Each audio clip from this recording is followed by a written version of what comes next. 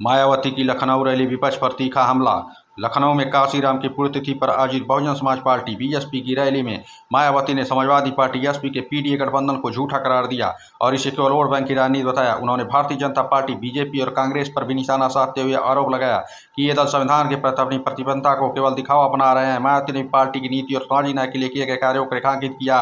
कानपुर में 8 अक्टूबर को स्कूटी में धमाके की असली वजह सामने आई है। सीसीटीवी फुटेज से पता चला कि यह धमाका स्कूटी में नहीं बल्कि दुकान के भीतर तख्त के नीचे रखे अवैध पटाखों के डिब्बे में हुआ था। इस घटना में 8 लोग घायल हुए हैं और पुलिस ने दुकान मालिक के खिलाफ मामला दर्ज कर लिया है। हापुड़ आईटीआई समेत 18 प्रधानाचार्य जांच के घेरे में। उत्तर प्रदेश के हापुड़ आईटीआई समेत प्रदेश के 18 औद्योगिक परीक्षण संस्थान आईटीआई के प्रधानाचार्य अपनी शैक्षिक योग्यताओं को लेकर जांच के दायरे में हैं। तकनीकी शिक्षा निदेशालय ने सभी प्रधानाचार्यों को 10 अक्टूबर को लखनऊ में दस्तावेजों समेत उपस्थित होने के लिए कहा है। यह जांच में गड़बड़ी पाई जाती है तो विभागीय कार्रवाई की संभावना जताई जा रही है। बिहार विधानसभा चुनाव 2025 पहले चरण के लिए नामांकन प्रक्रिया शुरू। भारतीय निर्वाचन आयोग ने बिहार विधानसभा चुनाव 2025 की तारीखों की घोषणा की है। राज्य की 243 विधानसभा सीटों के लिए मतदान 2 चरणों में होगा। पहला चरण 6 नवंबर को और दूसरा चरण 11 नवंबर को होगा। पहले चरण की अधिसूचना 10 अक्टूबर को जारी की गई है, जबकि दूसरे चरण की अधिसूचना 13 अक्टूबर को जारी होगी। पहले चरण के नामांकन की अंतिम तिथि 17 अक्टूबर है, जबकि दूसरे चरण के नामांकन की अंतिम तिथि 20 अक्टूबर है। मतगणना 14 नवंबर को होगी और चुनावी प्रक्रिया 16 नवंबर तक पूरी कर ली जाएगी। पटना मेट्रो पहले चरण का उद्घाटन। मुख्यमंत्री नीतीश कुमार ने 16 अक्टूबर 2025 को पटना मेट्रो के पहले चरण का उद्घाटन किया। इसमें 0 माइल, भूतनाथ और Pataliputra bus terminal metro station शामिल है। यह मेट्रो सेवा 7 अक्टूबर से जनता के लिए खोल दी गई है। इससे पटना शहर में यातायात की समस्या में सुधार की उम्मीद जताई जा रही है। एनडीए भाजपा ने सीटों के बंटवारे पर अभी तक अंतिम निर्णय नहीं लिया है। आज पार्टी मुख्यालय में चुनाव समिति की बैठक आयोजित की गई है, जिसमें उम्मीदवारों की सूची पर चर्चा की जाएगी। करवा चौथ के अवसर पर बैंक बंद रहेंगे। 10 अक्टूबर 2025 को करवा चौथ का पर्व मनाया जाएगा। इस अवसर पर दिल्ली सहित कई राज्यों में बैंक बंद रहेंगे। यह जानकारी भारतीय रिजर्व बैंक द्वारा जारी की गई है, जिसमें करवा चौथ को बैंक अवकाश घोषित किया गया है।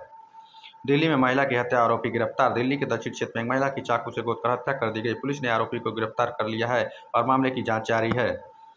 एक कप सिरप से बच्चों की मौत, 30 फार्मा कंपनियां जांच के दायरे में। मध्य प्रदेश में छिंदवाड़ा और बैतूल जिलों में बच्चों की मौत के बाद राज्य खाद्य एवं औषध प्रशासन एमपीएफडीए ने 30 फार्मा कंपनियों को जांच के दायरे में लिया है। इन कंपनियों के उत्पादों में डायथालीन माइक्लोलिन डीईजी की संतृप्ति हुई।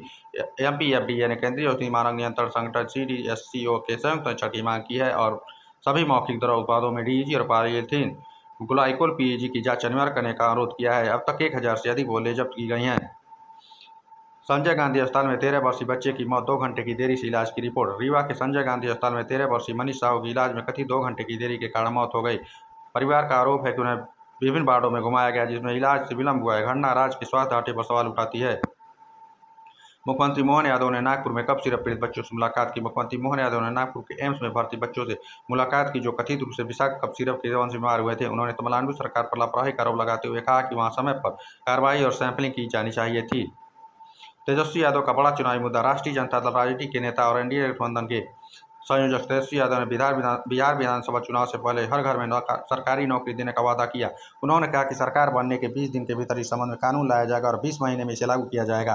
तेजस्वी यादव 2 सीटों से चुनाव लड़ सकते हैं। सूत्रों के अनुसार तेजस्वी यादव राघोपुर और फुलपरास दोनों सीटों से चुनाव लड़ने की योजना बना रहे हैं, जिससे राजनीतिक समीकरणों में बदलाव की संभावना है। अंतर्राष्ट्रीय कूटनीतिक भारत युग के संबंधों में मजबूती। ब्रिटेन के प्रधानमंत्री कीर स्टारमर ने मुंबई से प्रधानमंत्री नरेंद्र मोदी से मुलाकात की और भारत को संयुक्त राष्ट्र सुरक्षा परिषद में अस्थायी सदस्य देने का समर्थन किया। दोनों देशों के बीच 350 मिलियन पाउंड का रक्षा सौदा भी हुआ। गाजा संघर्ष पर मोदी की प्रतिक्रिया। प्रधानमंत्री नरेंद्र मोदी ने अमेरिकी राष्ट्रपति डोनाल्ड ट्रंप और इजरायल के प्रधानमंत्री बेंजामिन नेतन्याहू से गाजा संघर्ष विराम पर चर्चा की और इसे ऐतिहासिक शांति प्रयास बताया। मायावती की रैली पर कांग्रेस का हमला। उत्तर प्रदेश कांग्रेस अध्यक्ष अजय राय ने मायावती की हालिया रैली पर तीखा हमला करते हुए इसे बीजेपी द्वारा प्रायोजित बताया। उन्होंने आरोप लगाया कि यह रैली दलित वोटों को विभाजित करने की साजिश है और मायावती ने काशीराम की विरासत का राजनीतिक लाभ उठाने की कोशिश की है। राय ने यह भी कहा कि मायावती की रैली बीजेपी और आरएसएस के एजेंडे को बढ़ावा देने के लिए थी। दिग्विजय सिंह और उमंग सिंघार की मुलाकात। पूर्व मुख्यमंत्री दिग्विजय सिंह ने विपक्ष के नेता उमंग सिंघार से मुलाकात की, जो कांग्रेस पार्टी में एक दुर्लभ सुलह का प्रतीक है। यह मुलाकात तांतिया मामा पर बनने वाली फिल्म पर चर्चा करने के लिए थी। सिंघार ने राज्य सरकार की हालिया खांसी सिरप त्रासदी पर भी आलोचना की, जिसमें 22 बच्चों की मौत हो गई थी। बिहार में नीतीश कुमार पर कांग्रेस का हमला। वरिष्ठ कांग्रेस नेता जयराम रमेश ने बिहार के मुख्यमंत्री नीतीश कुमार को रिमोट कंट्रोल मुख्यमंत्री करार दिया।